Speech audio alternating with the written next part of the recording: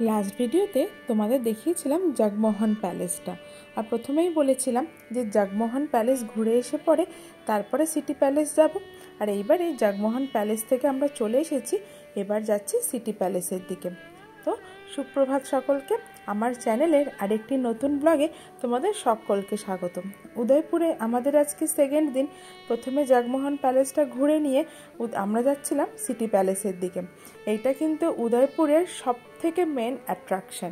পিচোলা লেকের পূর্ব দিকে একটু পাহাড়ি ঢালের ওপরে কিন্তু এই প্যালেসটা তৈরি করা হয়েছে, যার জন্য আমাদের কিন্তু বেশ একটু কসরত করে ওপরের দিকে উঠে উঠে যেতে হচ্ছে। তার কারণ হচ্ছে এটা একটু চড়াইয়ের দিকে আছে। আর প্যালেসটাও এমনভাবে তৈরি করেছে পাহাড়ের ঢালে যে অপূর্ব সুন্দর দেখতে লাগছে। তার সাথে আকাশটাও সেদিনকারে এত পরিষ্কার ছিল যে প্যালেসের ভিউটা আরও সুন্দর লাগছিল। প্যালেসের একদম যে পাশের রাস্তাটা সেটা দিয়ে কিন্তু এই লেক পিছলাটা দেখা যাচ্ছিল। আর এইদিকে পুরো প্যালেসটা রয়েছে। দুটো মেলবন্ধন এত সুন্দর লাগছে যে কি বলবো। আর যেহেতু প্রচণ্ড রোদ ছিল, তাই মামমামকে ওর বাবা ছাতা মাথায় করে নিয়ে যাচ্ছিল। প্যালেসের মেন গেট দিয়ে এন্ট্রি হওয়ার পরে প্রায় 1.5 কিলোমিটার রাস্তা এরকম উতরাই রয়েছে। আমি সত্যিই জানি না তখনকার দিনে রাজারা প্রতিদিন এইভাবে ওঠানামা কি করে করতো। অবশ্য অর্ণব বলে যে ওদের কাছে তো উট, হাতি, ঘোড়া এই সমস্ত ছিল, ওরা এইসব দিয়ে হাঁটাচলা করতো, থরি না ওরা পায়ে হেঁটে করতো। সেটা অবশ্য ঠিক কথা, কিন্তু তবুও এই প্রতিদিন এইরকম এই 1.5 কিলোমিটার রাস্তায় ওপরে ওঠা, 1.5 কিলোমিটার রাস্তা নিচে নামা, সত্যি তারা ধন্য ছিলেন। অবশ্য আমি মনে মনে এটা ভাবছিলাম যে আমার বাড়ির সামনে যদি এরকম সুন্দর ভিউ থাকতো, আমিও রোজ ওঠানামা করতাম। রাজাদেরও বোধহয় সেরকমই কিছু ব্যাপার ছিল। এত সুন্দর ভিউ এনজয় করতে করতে তারা বোধহয় বুঝতেই পারতো না কখন নামছে আর কখন উঠছে। ওঠানামার যে ধকলটা সেটা বোধহয় তারা ভুলেই যেত। আর এই যে এবারে আমরা একদম যে মেন প্যালেসে তাতে এন্ট্রি নিয়ে নিয়েছি। সাইডের যে লাল বর্ডার দিয়ে যে জায়গাটা করা আছে ওটা কিন্তু প্রাইভেট প্রপার্টি। অ্যাকচুয়ালি সিটি প্যালেসের কিছু কিছু জায়গা এখন করে দেওয়া হয়েছে হোটেল, রেস্টুরেন্ট। আর কিছু কিছু জায়গাতে আবার মানে রেন্টে দেওয়া হয় ফর বিয়ে, তারপরে বিভিন্ন রকম বড় বড় অনুষ্ঠান। মানে আমরা যে সমস্ত দেখি না সেলিব্রিটিদের উদয়পুরে গিয়ে বিয়ে করছে, এই সমস্ত জায়গাগুলোই কিন্তু ভাড়া দেওয়া হয় বিয়ের জন্য। যারা অনেক বড় লোক, যাদের অনেক টাকা আছে, তারা সিটি প্যালেস ভাড়া নিয়ে নিজেদের বিয়ে করে। বিশেষ করে বিয়েগুলোই হয়, তাছাড়া প্রি ওয়েডিং শ্যুট, তারপরে বাচ্চার বার্থডে পার্টি, এইসবও কিন্তু হতে দেখা যায়। এবার এই সিটি প্যালেস তৈরি হওয়ার ইতিহাসটা বলি। 1559 সালে সিসোদিয়া রাজপুত বংশের মহারানা উদয় সিং সর্বপ্রথম কিন্তু এই উদয়পুর জায়গাটাকে বেছে নেন নিজেদের মেওয়ার সাম্রাজ্যের রাজধানী হিসেবে। তার কারণ হচ্ছে সেই টাইমে চিত্তরগড়, যেখানে আগে মেওয়ার সাম্রাজ্যের রাজধানী ছিল, মুঘলদের আক্রমণে না একদম বিধ্বস্ত হয়ে গেছিল। তখন মহারানা উদয় সিং নতুন নতুন রাজা হয়েছেন, তো উনার পছন্দ হয় এই জায়গাটি। পিচোলা লেকের পূর্ব দিকে অরণ্য আর পাহাড় ঘেরা এই জায়গাটি ওনার কাছে অনেক সুরক্ষিত মনে হয়েছিল। আর মনে হয়েছিল যে মোগলদের এই জায়গাটিকে আক্রমণ করতে বেশ সময় লাগবে। তাই জন্য তিনি ঠিক করেন যে চিত্তোর থেকে তিনি উদয়পুরে তার রাজধানী শিফট করবেন। আর করলেনও তাই। তিনি 1559 সালে এই কিলাটার প্রতিষ্ঠা শুরু করলেন। আর এটি কিন্তু পুরোপুরিভাবে তৈরি হতে সময় নিয়েছিল 400 বছর। মেওয়ার ডাইনেস্টিতে, মানে মেওয়ার সাম্রাজ্যে যত রানারা এসছিল, প্রত্যেকে কিন্তু একটু একটু করে কন্ট্রিবিউট করে করে এই পুরো প্যালেসটা গঠন করেছে, যেটা কিনা আজকে আমরা প্রেজেন্ট ডেতে দেখতে পাচ্ছি। মহারানা প্রতাপও এই প্যালেসটির অনেক অংশ তৈরি করিয়েছিলেন। প্যালেসটির মাঝখানে একটি বিশাল বড় উঠোন আছে। সর্বপ্রথম কিন্তু ওই উঠোনটাই তৈরি করা হয়েছিল। আর সত্যি কথা বলতে এইটি কিন্তু একটি রাজস্থানী ফিউশন আর্কিটেকচারে তৈরি। এবারে আমরা চলে এসেছিলাম মিউজিয়ামটার ভেতরে। তো সর্বপ্রথম আমরা এসেছিলাম অস্ত্রাগারে। এখানে কত রকমের যে অস্ত্র আছে, আর এই যে ভালাগুলোকে এখানে এত সুন্দর ফুলের মতো সাজিয়ে রেখেছে, কি বলবো। কত রকমের বর্ম, তলোয়ার, বন্দুক, ঢাল, বল্লম, তীর, ধনুক, ইভেন এখানে তো মহারানার যে প্রিয় ঘোড়া ছিল চেতাক, তারও একটা প্রতিকৃতি তৈরি করে রাখা ছিল। আগেকার টাইমে সেনাপতিরা, রাজারা, রাজপুত্ররা কারা কীরকম সাজসজ্জা করে যুদ্ধ করতে যেত তারও একটা আইডিয়া কিন্তু এখানে দেওয়া ছিল। সত্যি কথা বলতে এখানে এত রকমের তলোয়ার, তার তলোয়ারের খাপ, এত কিছু ছিল যে কি বলবো। আর এখানে এবার শুরু হয়েছিল বন্দুকের কালেকশন। তবে এগুলো মহারানা উদয় সিংয়ের সময় না, আরও কিছু পরবর্তীকালে যারা নতুন নতুন রানা হয়েছিল তারা কিন্তু এই বন্দুকের কালেকশনগুলো করেছিল। আর এই যে এইটাই হচ্ছে সেই কোর্ট ইয়ার্ডটা যেটা কিনা সর্বপ্রথম তৈরি হয়েছিল। মহারানা প্রতাপ সিংয়ের পরে এর মহলের দায়িত্ব যায় মহারানা অমর সিংয়ের হাতে।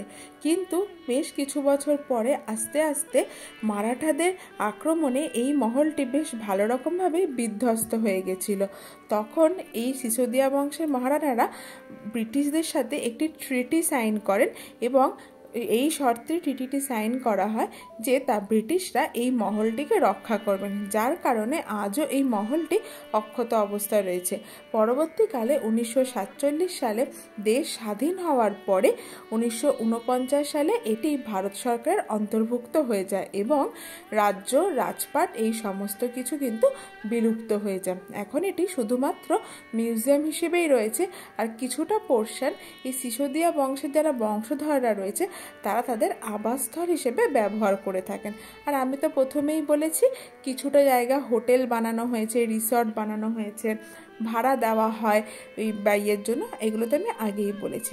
এইখানে কিন্তু ভেতরে অনেক মন্দিরও আছে, একলিংজির মন্দির, তারপরে শিব ঠাকুরের মন্দির, তারপরে বিষ্ণু মন্দির। আর এইটা ছিল বাথটাব স্নান করার জন্য। তবে এইখানে আমি একটা অদ্ভুত জিনিস দেখেছিলাম, সেটা হচ্ছে এরকম ছোট ছোট বাথটাবগুলো যে কোথা থেকে জল আসতো আমি জানি না, কিন্তু এরকম ছোট ছোট বাথটাবের জায়গা করা রয়েছে। আর এইটা ছিল সিটি প্যালেসের মধ্যে থেকে বাইরের ভিউটা। এখানে কিন্তু প্রতিটা ঘরে এরকম ছোট ছোট ব্যালকানি করা ছিল।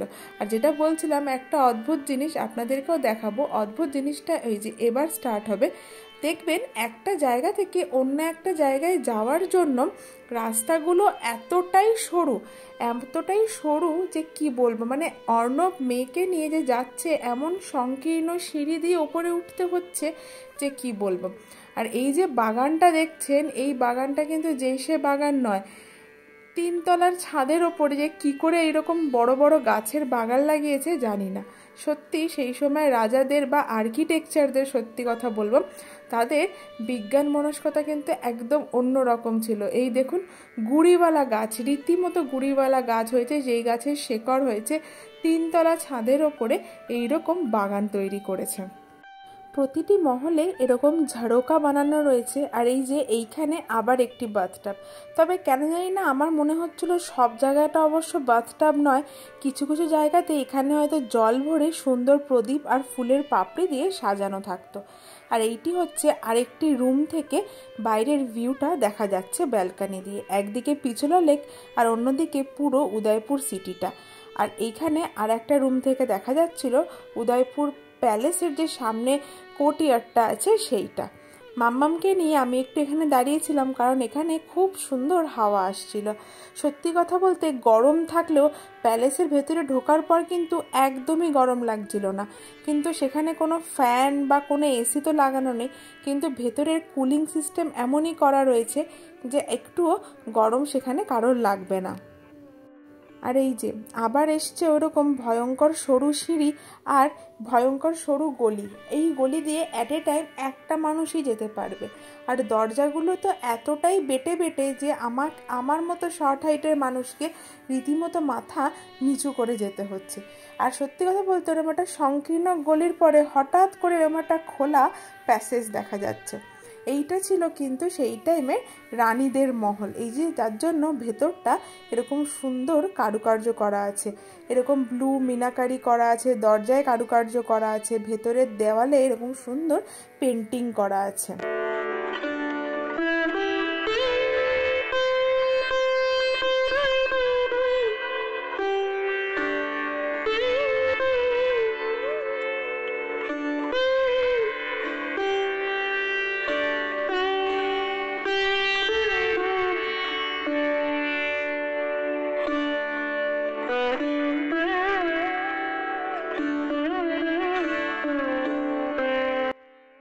এই যে আবার এসেছে এরকম একটা সংকীর্ণ সিঁড়ি।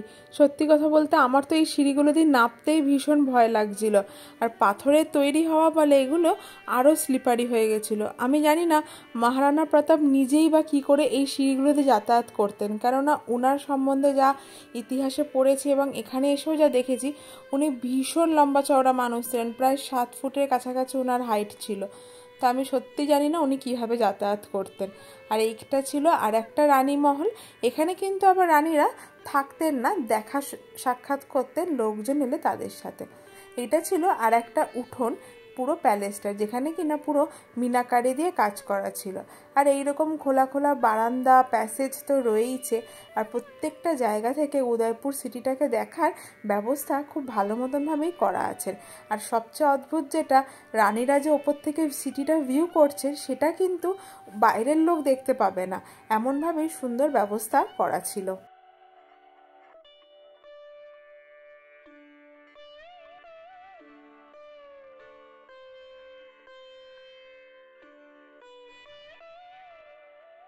সিসোদিয়া রাজপরিবারের লোকেরা মনে করে তারা সূর্যবংশীয় বা রঘুবংশীয়, তাই জন্য এখানে একটি অনেক বড় সূর্য মূর্তি এরকমভাবে তৈরি করা হয়েছে। এই জায়গাটি কিন্তু তাদের জন্য খুবই পূজনীয় স্থল।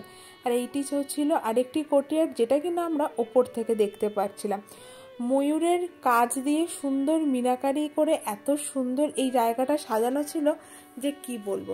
আর এরপরেই ছিল একটি ছোটোখাটো শীষ মহল। এরকম কাঁচের মিনাকারিতে একটা ছোট শীষ মহলও তৈরি করা ছিল। এরপরে আবার সেই যথারীতি ওরকম সরু প্যাসেজের মধ্যে দিয়ে, ওরকম সরু রাস্তার মধ্যে দিয়ে যাওয়া। পরবর্তীকালে জেনেছিলাম ওখানকার লোকেদের কাছ থেকে, এরকম সরু প্যাসেজ বা সরু সিঁড়ি করার অন্যতম কারণ হচ্ছে যদি বাই এনি চান্স কোনো শত্রু প্যালেসের মধ্যে ঢুকেও যায়, তারা এক একজন করে যেতে পারবে, হুড়োপাড়া করে সবাই একসঙ্গে চলে যেতে পারবে না, তাই তাদের প্রতিরোধ করতে অনেক বেশি সুবিধা হবে। আর এটা ছিল রাজপরিবারের কিচেন, মানে রান্নাঘর, যেটা কী কী বাসন এখানে ইউজ করা হতো, কত বড় বড় ঘড়া, বিশেষ করে জল রাখার জন্য তার এখানে ছিল। আর এই যে জায়গাটা দেখছেন, এটা ছিল রাজপরিবারের রাজমাতা যিনি, তার আবাসস্থল। আর এরপরে আমরা যাচ্ছিলাম সেই সময়কার মহিলাদের পোশাক আশাক কেমন ছিল সেখানে, আর তারা কি কি বাসনকোসন ইউজ করতো রান্না বান্না করতে বা তাদের দৈনন্দিন জীবনে। এই যে সাজটা দেখছেন না, এটা ছিল ঘাঙ্গরের সাজ, যেহেতু রাজস্থানে ঘাঙ্গর একটা খুব বড় ফেস্টিভ্যাল, তাই জন্য। আর এই যে সেই সময়কার রানীদের রাজকুমারীদের ঘাগরা লেহেঙ্গা চোলি এই সমস্ত কিছু এখানে সংরক্ষণ করা রয়েছে। রানীদের কিভাবে চুল বেঁধে দেওয়া হতো, কীভাবে মনোরঞ্জন করতো তারা বিভিন্ন রকম খেলার মাধ্যমে, পাশার মাধ্যমে, তারই এখানে কিছু কিছু নিদর্শন রাখা রয়েছে। আর এটা ছিল রানীর শয়নকক্ষ। বেডের সাইজটা এতটাই ছোট ছিল যে আমি তো দেখে অবাকই হয়ে গেছি। আর এই যে বর্মগুলো দেখছেন না, সেই সময় রানীরা, ওদের তো শতরানী বলা হতো, সেই সময় রানীরাও কিন্তু যুদ্ধ করতে পারতেন, তাই তাদের জন্য স্পেশালভাবে বর্ম তৈরি করা হতো।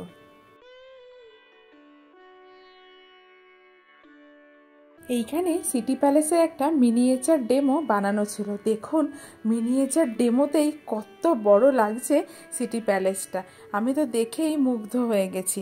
আর এবারে আমাদের যাওয়ার পালা হচ্ছে। এখানে বেশ কিছু না স্কাল্পচার আছে, যেগুলো কিনা বিভিন্ন সভ্যতা থেকে, যে প্রাচীন ভারতের সভ্যতাগুলো ছিল সেইখান থেকে খোদাই করার পর বেরিয়েছে। আর তাছাড়া কিছু এই সিটি প্যালেসেরই কিছু কিছু মূর্তি আছে, সেগুলো আমরা এবার দেখতে যাব। এই যে এইগুলো হচ্ছে কিছু বহু প্রাচীন মূর্তি। তবে এইখানে খুব বেশিক্ষণ ভিডিও করতে দিচ্ছিল না বলে একটু তাড়াতাড়ি করেছিলাম। তাও এই সমস্ত মূর্তিগুলো কিন্তু সমস্ত পাথরের অথবা মার্বেলের তৈরি, ভীষণ সুন্দর সুন্দর মূর্তি কিন্তু এখানে তৈরি করা ছিল। এবার যেখানে যাব সেই জায়গাটি হচ্ছে বিভিন্ন বাদ্যযন্ত্রের মিউজিয়াম। ঢুকতেই এখানে সরস্বতী মায়ের খুব সুন্দর একটা ছোট্ট মন্দির ছিল। সেই সময় রাজা, তারপরে রানীরাও কিন্তু ভীষণভাবে বাদ্যযন্ত্র শোনা এবং বাজানোর জন্য শৌখিন ছিলেন। তো এখানে আমি দেখলাম, যেমন আমার কিছুটা জানা পরিচিত কিছু বাদ্যযন্ত্র আছে, যেমন সেতার, তারপরে বীণা, এই সমস্ত তবলা, হারমোনিয়াম, এই সমস্ত যেমন রয়েছে, আবার এমন কিছু রয়েছে যেগুলো আমি কোনোদিনও দেখিও নি এবং তার নামও জানি না। এখানে কিন্তু একটু মডার্ন একটা বাদ্যযন্ত্র, মানে একটা গ্রামাফোনও ছিল, খোল, করতাল সমস্ত রকমের বাদ্যযন্ত্রের এখানে যেন সম্ভার লাগানো ছিল। এই সমস্ত বাদ্যযন্ত্র দেখার পরে আমরা বেরিয়ে এসেছিলাম। আর এইখান থেকেই কিন্তু প্যালেসের এক্সিট ছিল। এই জায়গাটাতেও কিন্তু বহু প্রাচীর মূর্তি দিয়ে সাজানো ছিল। এবার ছিল এই যে পালকিগুলো, রাজারা কিন্তু এই পালকিগুলোতে চেপেই আগে ঘুরতে বেরোতো বা কোথাও যাওয়ার হলে সেখানে যেত।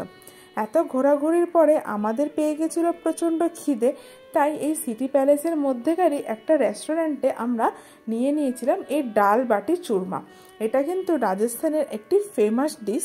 এই ডাল বাটি চুরমা ছাড়া কিন্তু রাজস্থানের ট্রিপ পূরণই হয় না। আর এখানেই আমাদের সিটি প্যালেস দেখা সম্পন্ন হলো।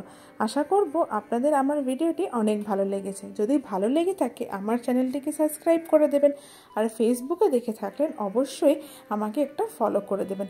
দেখা হবে পরের আরেকটি নতুন ভিডিও।